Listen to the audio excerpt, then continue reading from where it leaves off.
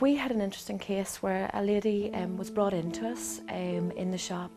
She was a Latvian girl and she had been living rough. She'd actually been living in a tent in a field, and we actually didn't know what to do with her. It was a weekend, it was a Saturday, and we contacted the duty social worker to see what help was available, but unfortunately they were unable to help us, and the only advice they could give us was to bring her to the local PSNI station. Now, we advised them that our PSNI station was over 10 miles away. This girl was frightened, she was lonely, and she had very limited English, and we felt that a trip to the police station would have been detrimental to her state of health at the time. So we knew she couldn't go back to living rough in a field.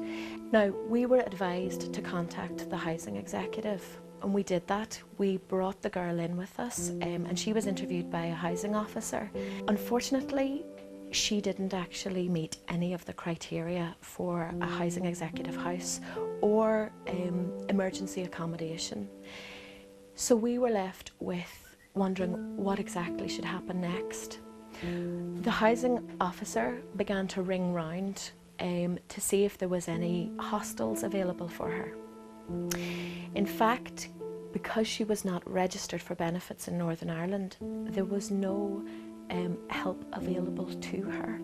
The housing executive said that their responsibility actually ended at that point.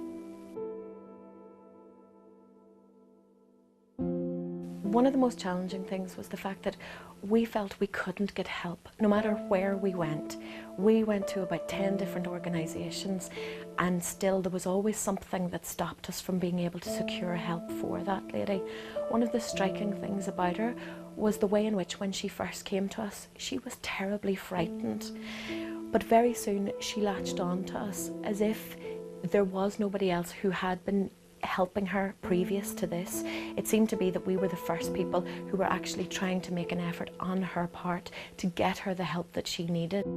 As an organisation, we're made up of voluntary members from all walks of life, who most of which have many different jobs which they do on a daily basis. They're giving up their spare time to help people in crisis. And I think one of the big things for us is that we have a moral responsibility over the fact that there are statutory obligations.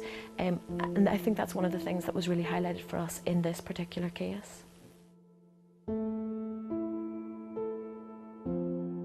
We were unable to find exactly who was responsible for helping this lady at this particular time in her life. And what we would like to see in the future is a more considered approach, where if there's a suitable point of contact, that we can actually ring up, phone, email, text, get through to somebody who can actually help these people in the future. I think one of the big things that we've learned is that we were very insular in our approach up until this point. Voluntary organisations, particularly ones like ourselves, are made up of volunteers who come from all walks of life. Sometimes they are faced with extraordinary circumstances, and we have to recognise the work that they do in being able to face what comes through the door. It's that unknown quantity that we want to be able to find support for our own workers and support for the people that we're reaching out to in the community.